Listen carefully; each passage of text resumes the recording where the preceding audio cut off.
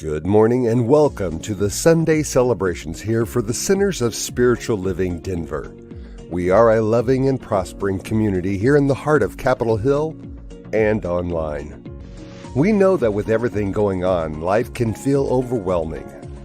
Here at CSL Denver, we want you to know that we are here for you. Please know that our practitioners are available for prayer work with you. Our names and phone numbers are on the website at www.cslddenver.org. Or if you have a prayer request, please email it to info@cslddenver.org. Reverend Elzia, along with all of our guest speakers, all of our practitioners, our music and service coordinators, want you to know how truly grateful we are for your online support. Thank you for watching our Sunday services, attending our online workshops and events, and providing financial support so that we can keep our virtual doors open. We love you all and know we'll be seeing you in person in the right and perfect time. And now, we'll continue to meet online until further notice. If you're interested in upcoming events and information, we send out weekly newsletters. Please go to www.cslddenver.org and sign up for our newsletters. We only send out one per week. Or send an email to info@cslddenver.org and request to be put on our mailing list. This week we are having our usual Zoom fellowship right after service. If you haven't already received an email this morning, please send an email to info@cslddenver.org to request a Zoom invitation. Please join us. We would love to say hi and catch up with you. That's it for the announcements this Sunday. Again, thank you for tuning in, and now back to our service.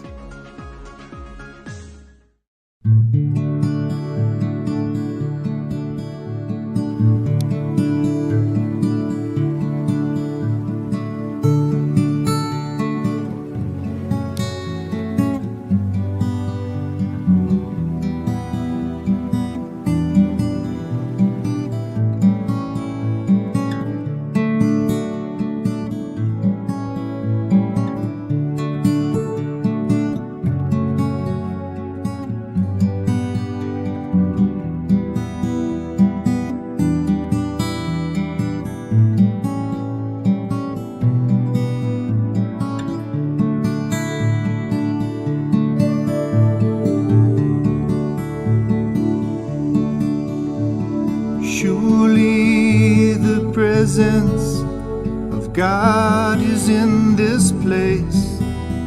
I can feel the mighty power and the grace.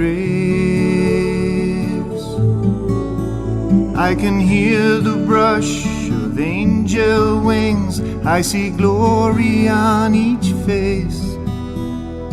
Surely the presence God is in this place.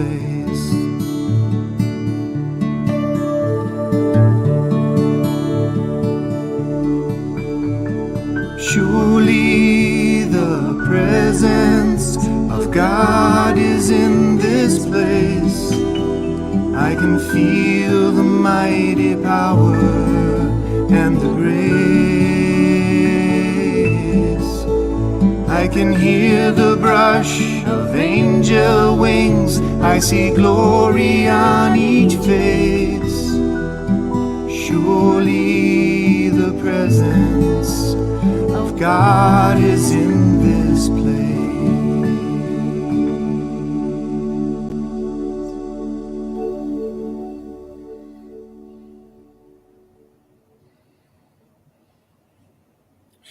Surely the presence.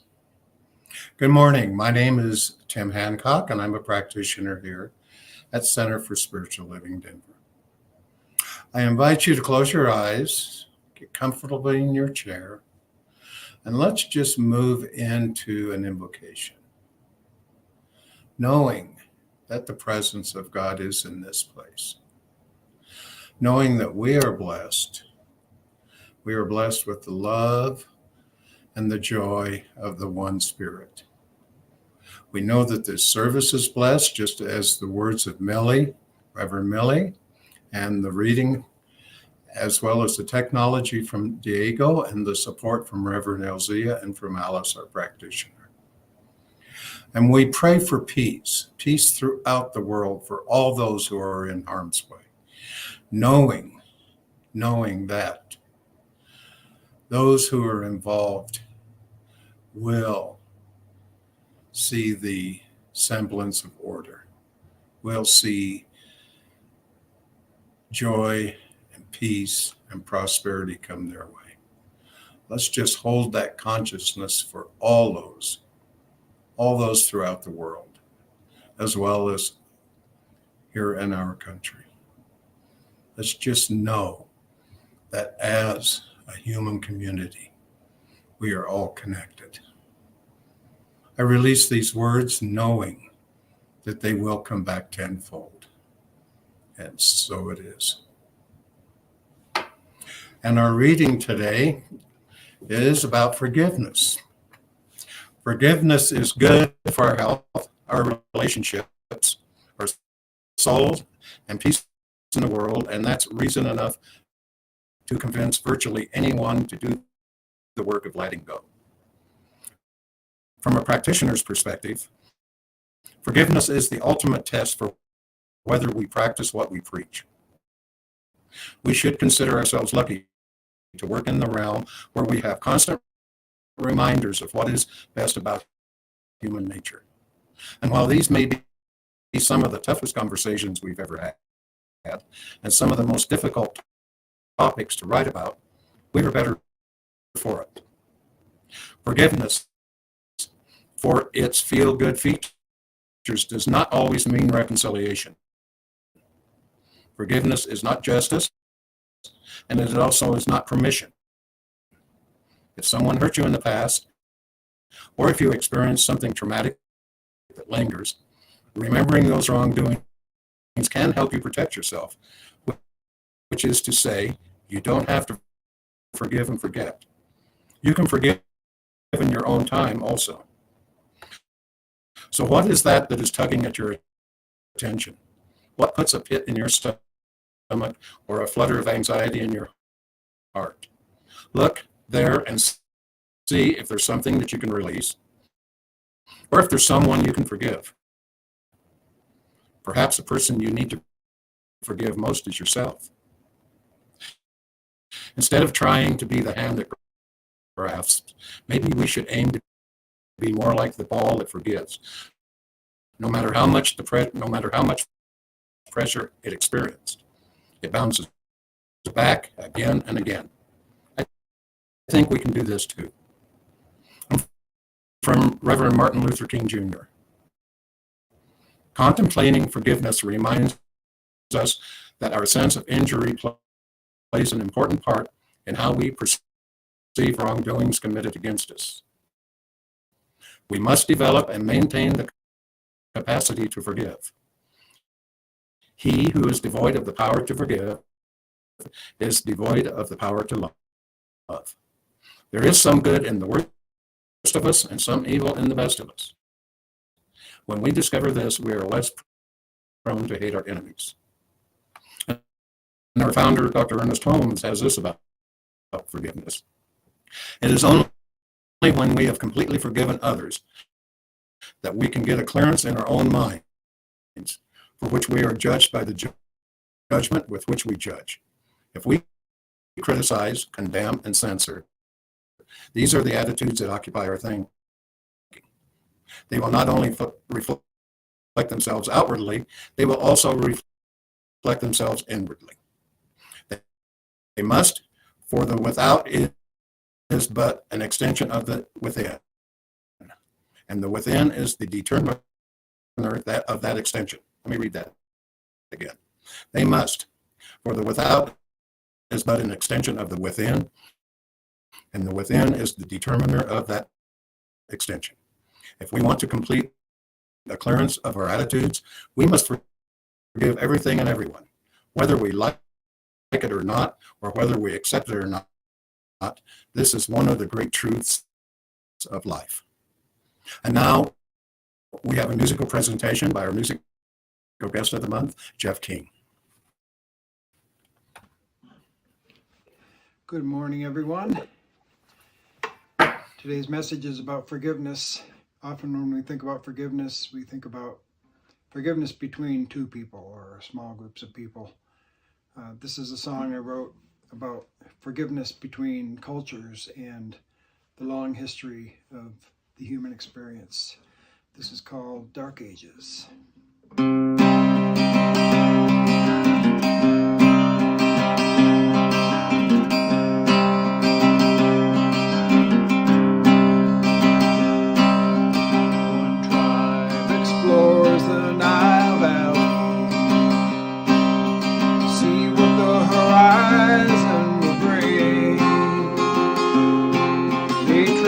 River down to the mouth of the delta, alive with all the promises of spring. They move out into the wider world now. Two becomes four becomes eight, and borders become fences, and a shout becomes a threat. Trust turns into fear, turns into hate. The angel of my soul is crying. The angel of your soul is too. Let them testify to the errors of the ages, then to see the light in me.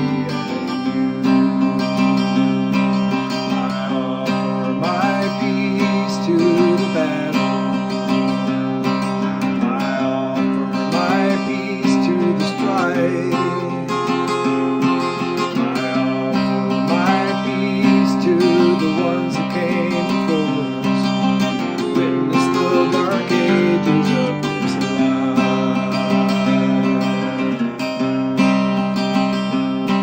So here we are 10,000 years later, standing at a crossroads once again. We found 10,000 ways to perceive a separation, when peace between each other lies within. I stand here at this moment of the journey to offer up my humble hand to yours,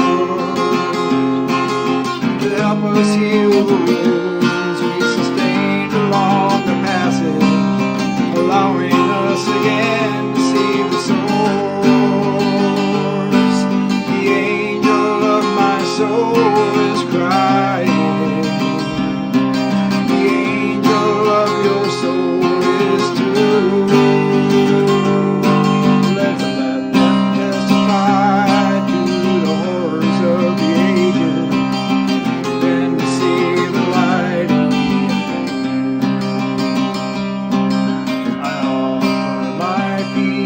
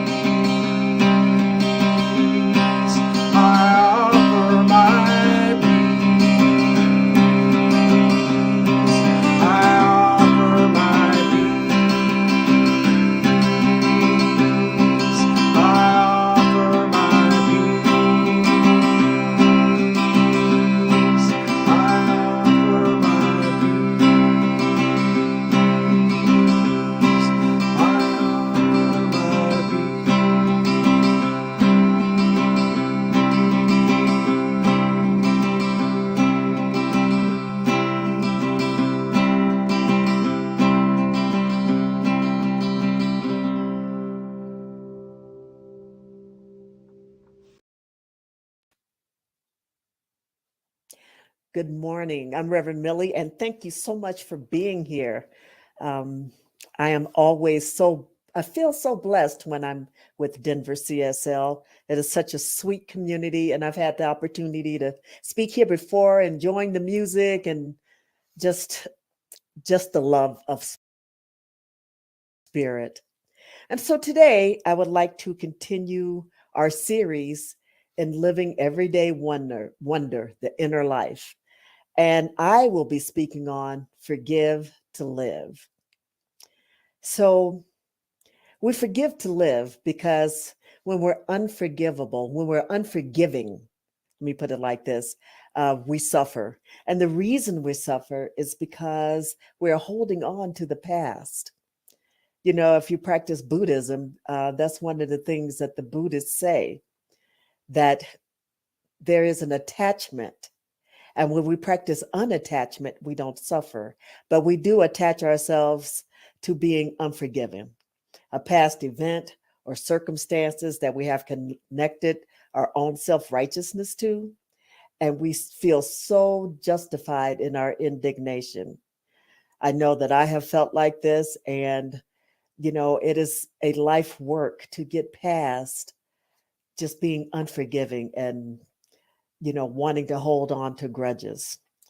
Our founder, Dr. Ernest Holmes, said that divine forgiveness is always within reach. What a great burden of personal responsibility disappears when we understand that the eternal mind holds nothing against anyone. So, what he's saying here is that while we are being unforgiving and we're being all upset with someone because of something that they've done to us, Spirit has forgotten it and it has returned to the nothingness from whence it came, which is usually a nothingness of our own. It is something rather that we do, and it's our own doing.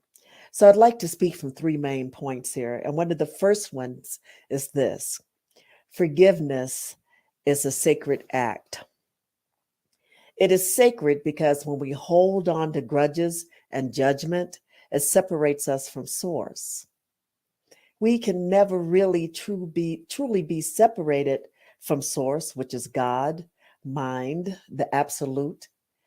But we can decrease that flow. We lower our vibrations when we are not forgiving, when we let that block our energy and block our good flow, when we hold grudges. Jesus said that we should forgive 70 times 7, which tells us that forgiveness is eternal and is always available.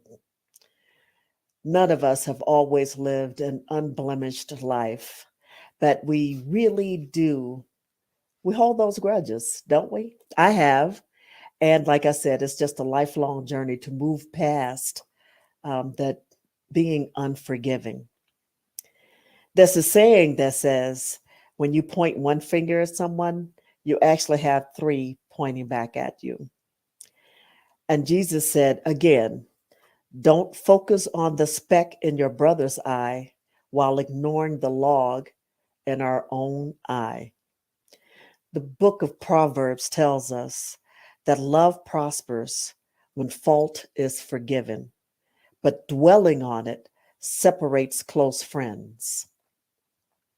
And so, what does that mean? How does that separate close friends? We can imagine or we can remember circumstances where we've been in either personally or we've seen great friendships and love just totally disappear because of holding a grudge or being unforgiving. For myself, I know that I have been in a position or in positions where it seemed like my past life, I kept getting the same boyfriend, right? So some of you maybe keep seeing the same people show up in your lives when you end a certain relationship. And it's like, okay, I'm done with that. Or just when you're working and you can't stand your boss. Now, have you had that experience? And if I'm the only one, I am surprised. I'll tell you that. But we don't like our boss, because we don't like the way that boss does things. So we leave, we quit, we go get another job, we transfer. And what do we find there? The same boss is there waiting for us. It's because we're holding that energy, that lower vibration of what has gone on in the past, and we haven't really let it go. So it's kind of like wherever you, whenever you leave someplace and you go somewhere else, there you are. And it's the same thing with the boss. You can never get away from them until you can clear that energy. So let's go to something else that I would like to say. My second point is this. And it starts with our founder, again, Ernest Holmes. He says, the mind which condemns understand not the true meaning of being, and the heart which would shut the door of its bosom to one who is mistaken strangles its own life, closing its eyes to a greater vision. Not that we foster vice or place a premium upon wrongdoing, but that we understand the frailties of human nature and learn to overlook much. To him who loves much, much is forgiven. What I think Dr. Holmes was saying here is this. In our philosophy, we don't recognize sin, but we do recognize wrong thinking. So it's not that we are sinning, and it's not that anyone else is sinning. But if we can recognize the fact that maybe they are exhibiting wrong thinking, maybe we wouldn't be so quick to hold that grudge against them. And if you've ever heard of Edwene Gaines or read any of her material, especially her book on prosperity, she says that before you go to bed at night, be sure to check your heart and see if there's anyone that you need to forgive. Because when you forgive, then you have that flow of love, of peace, of joy, of prosperity that is free to flow through you. It cannot flow through you if you're holding a grudge or if you're unforgiving. So we're called to make that a way of life, to just forgive and to release any old energies that no longer serves us. When we forgive others, and this is my second point, we get to see the truth beyond the obvious, right? So this is why forgiveness is sacred. This might be the most difficult part of forgiveness because we're asked to look beyond the obvious. It can be difficult to see God in anyone when you're mad at them, or when they've done something to you, or when you've been mistreated in any way. So the first thing that we do, and the first thing I have done myself, I've been guilty of it, is to just zero in on that anger. And, if it was a bad argument or that sort of thing, we could just say, hey, this conversation is not productive, so I'm going to just walk away. But you walk away and you carry all of this energy behind it. You carry all of this anger with you. And what this does for any of us is it gives away our power. Okay, it's like giving someone your sandwich and then being upset with them because they ate it, right? So this is actually what we're doing. We're giving something to someone. We're giving them our power. We're giving them our joy. And we're just saying, here, you take it, do with it what you want. And I'm going to be upset with you when you do. So then when you're upset, they're satisfied. They have moved on. They've had your sandwich. And you're mad at them because they ate it. So what do we do?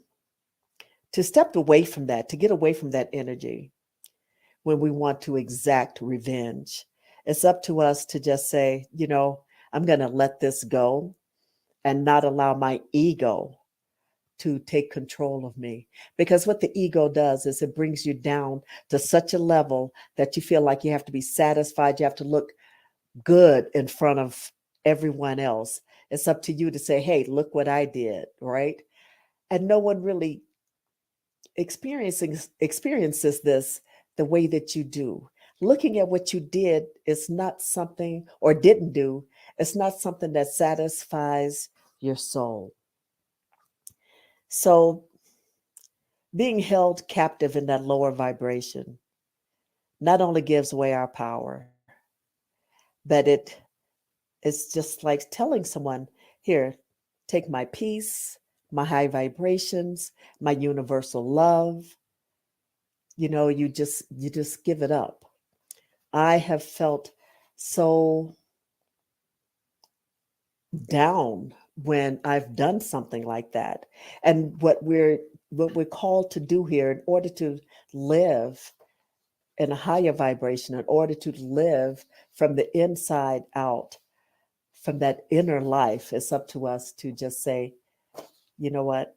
I just have to let this go. I have to forgive. Because how many of us can say that we have lived so perfectly that God has not had to forgive us for something, for an act or a way of being, a way of doing things? We have had to be forgiving. When I was in the fundamental church, we were always speaking of sin and forgiveness and asking and praying and begging God for forgiveness and for being, so that we could go to heaven. But now in our philosophy, we have a different way of thinking. And instead of being forgiven for sins by what already exists within us, God, because we are unique expressions of the divine, instead of being forgiven for our sins, we can be forgiven for wrong thinking. And we have the chance to make this thinking right when we take a moment to just breathe in and say, what is this saying to me right now? Why do I keep bringing the same circumstances into my life? Why do I keep giving away my happiness and giving other people the power over me? Why does this keep happening? And it is because of our wrong thinking. And so we're called to this. We're called to just live from that inside out and to go within and just know that just as we have been forgiven, we can forgive. When we forgive others, it's more beneficial to ourselves because we're living in that place of mind, of law that says what you do to others, you're actually doing to yourself. How you feel about others is actually how you feel about self. How you look at others is you're looking at yourself.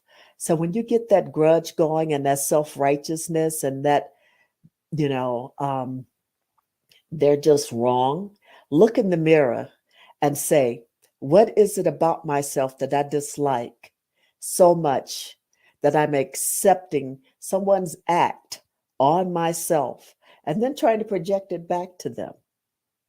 This is not what we are called here to do. We are here to live from that inner life. God's nature is generosity and forgiveness. The universe has nothing against us, only desires our well being. And that's an excerpt from Living the Science of Mind, page 400 by Dr. Holmes. Emma Curtis Hopkins says this in High Mysticism. And Emma has a very poetic way of putting things. So let me just read this to you first, and then we can explore it a little bit. She says, now we are ready to cast ourselves and all our wills and demandings and lowly yielding up to unseen high sovereignty. Who is not glad to surrender his proud mind's muddy areas of foolishness, its dark pools of ignorance. So, what Emma is saying is this, that on that deep soul level, we are more than happy, we are more than willing to release this muddiness, this cloudiness that is in our own minds. And she then begins to ask for forgiveness throughout her body, starting with her mind, asking about forgiving her thoughts, forgiving the feelings in her heart, forgiving the feelings in her head, forgiving the feelings that she has throughout her body. And she asks God for forgiveness. This really resonated me, because when we feel that anger, when we feel, when we're not forgiving others, we do feel it in every part of our body. It's not, just think about it. Just you tense up, you're angry, your blood pressure goes up. All of these things happen. And yet we don't realize sometimes how it is affecting us, how it is not allowing us to love ourselves or others. What I would encourage us all to do is just think about that. When we're holding a grudge, let's look at the person that we're holding this against, the person that we are not forgiving. Let's look at it from a point of view of maybe they don't know any better because of wrong thinking. Maybe they don't realize that what they're doing is actually hurting themselves. And it's up to us to say, I can forgive them because that's not mine. Okay, so don't hold on to it as your own, because this is what happens. We're accepting this, we're taking it as our own. And so my final point is this. The final point is a call to action. Okay, and how can we do this? We should hold those accountable for their actions, but without judgment or condemnation. Now, this does not mean being a doormat for anyone. If someone mistreats you or does something bad to you, it's not saying, oh, it's okay that they did this. I'm not saying that at all. It's not okay that they treated you a certain way. But maybe if we can look past what they're doing and just see it from that point of view of that wrong thinking, and just not claim it, and just pray for them, hold them up in prayer.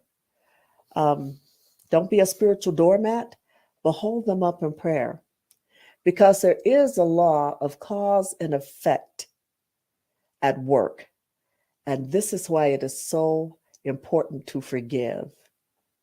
Because what they do, if you don't hold it as your own, you don't have to keep looking at it. When we judge or condemn others, we're doing this to ourselves.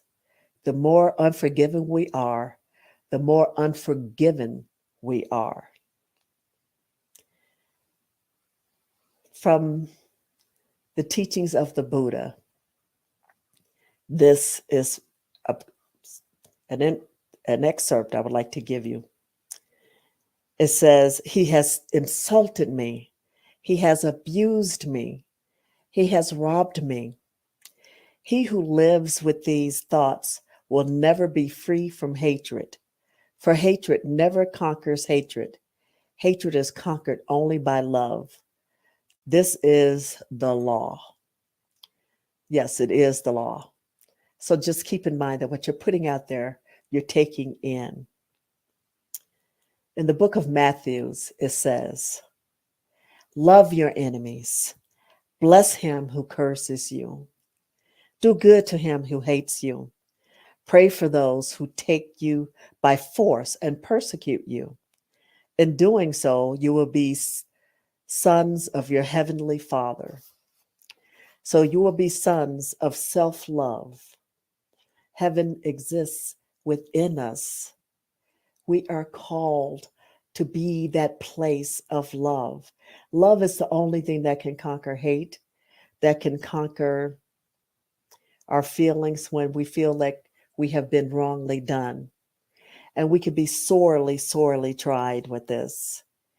People that we trust or have trusted, that we have loved deeply, that we never expected to do a certain thing, whatever that certain thing is, saying things that are untrue, lying to us, lying about us, not loving us the way they said they did.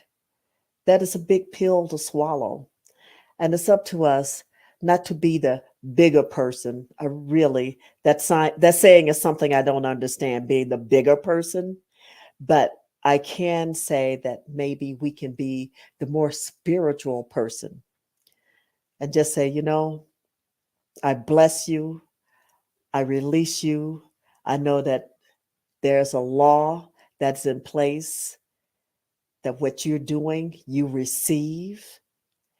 And I know that if I can move beyond this and not give you my power, then I can continue to be blessed and continue to let this divine energy, this beautiful energy of God continue to flow through me. Forgiveness is a journey, and it always starts from a starting point where forgiveness is absent. Reaching it is a matter of choice, and that's from Colin Tipping. So I just want to say thank you for your time today. And before we totally complete this talk, I would advise you to do this. I'm asking you to do this, just as Edwin Gaines says, to think about maybe someone that you've had an experience with during today. And what I'm going to ask you to do is this: make a list. Make a list of the people who at some point you've had, some point even in your life, they've done something bad to you or acted untoward towards you. Make a list of those people. And if there is energy around them when you write their names or when you think about them, go into prayer and ask for forgiveness and look at what has happened. And however long ago it has happened, does it make a difference in your life today? Has it done anything to you or for you today? If you can think of this person without energy behind it, then you know that you have forgiven them. And so you have forgiven yourself for the way that you have thought of them. If not, you have work to do. If you feel like there's something that keeps happening to you, as I've said before, go back and look at, okay, who have I not forgiven? What can I do differently? How can I get my thinking right? How can I live from that place of love? We're so called. We are so called to live from that place of just divine right action, divine love, divine right thinking, and to release whatever has gone on before us and just know that Spirit's got this. Spirit's got you. Spirit's got them. God's got us all. So let us go into prayer and let's just pray for forgiveness, that we can live from this inner life, that we can be in this place where we are always holding the high watch, as Emma says. And that way we are in that place of love. And so now, if you're comfortable, I just invite you to close your eyes with me. And let's just turn within. Let's just turn within and just know that God is all that there is. God is everywhere present. God is the absolute love. God is infinite intelligence and peace. God is source. God is forgiveness and great, great joy. God is peace within me. And I just allow that to be. As I know this for myself, I know this for each and every person within the sound of my voice. I know this. I know that as I am forgiven for any wrong thinking that I have exhibited in my life, anywhere in my life, I know that I have come to this point where I can say, God, forgive me and allow me to be in that place of divine love and seeing the divinity within each and every person that I see, even those who exhibit wrong thinking, even those who I feel that I have been wronged by. I know that God still loves them unconditionally, always and in all ways. And I allow this law of love, this law of divine right action to be with them, as them, in them, knowing that no matter who they are, where they are now, that they are still loved. They are still in that place of God's love. And so it's up to me to let it go and to just release it and to turn within and to just center and say, I forgive them. I forgive all that they have done. If I feel wrong, I forgive them. And this forgiveness allows me to move forward and to be blessed and just to allow that high vibration and high energy to flow. And so it is with thanksgiving that I release this prayer. I release it into the law. I release it knowing that my words have been heard and acted upon by that law of mine who acts equally upon each of us. And with this, I just say thank you. And so it is. Amen.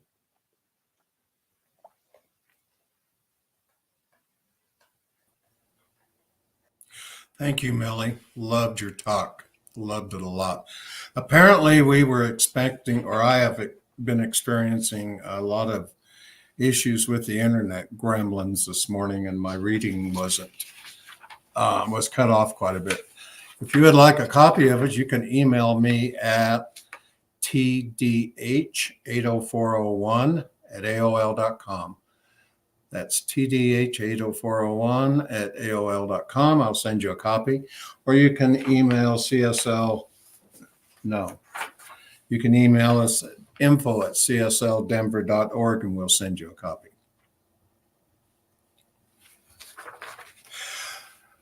We are so grateful and we are blessed for everyone's support of CSL Denver, whether it is time, treasure, or talent, and especially during this time of change. Whether this is your first time joining us or you're a returning community participant, we want to thank you for your continued financial support of the important work we're striving to provide. Right now, there are several ways that you can make your financial contribution to the Center for Spiritual Living Denver. This information is running at the bottom of your screen. If you haven't already done it and you shop at King Soopers and or Amazon Smile, you can link your account to Center for Spiritual Living Denver, and our center will then receive a percentage of all the proceeds. Email us if you'd like more information on this option. Now, please repeat with me our usual affirmation. Hold your gift to your heart, or just simply hold your hand to your heart. And repeat with me. This perfect gift is spirit and form, circulating and blessing all it touches. Freely I give, and joyously I receive. And so it is. And our virtual fellowship is at the end on Zoom is this morning. We'd love for you to come by and join us and let us know how you're doing. If you didn't receive the invitation earlier this morning, send an email to info@csldenver.org. mention fellowship, we'll send you a Zoom invitation right away. Meantime, we hope you have a wonderful week and affirm right here and right now that 2022 is blessed and perfect in all that it is. We love you and we miss you. Please take care of yourself. And now we close out with I release and I let go. There was a time in my life, thought I had to do it all for myself.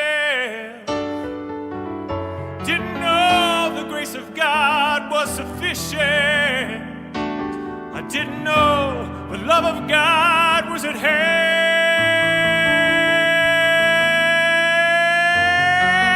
But now I can say, if you are discouraged, struggling just to make it through another day,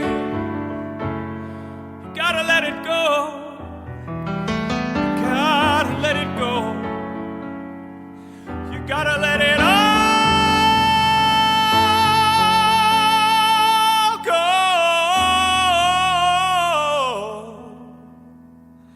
And this is what you have to say.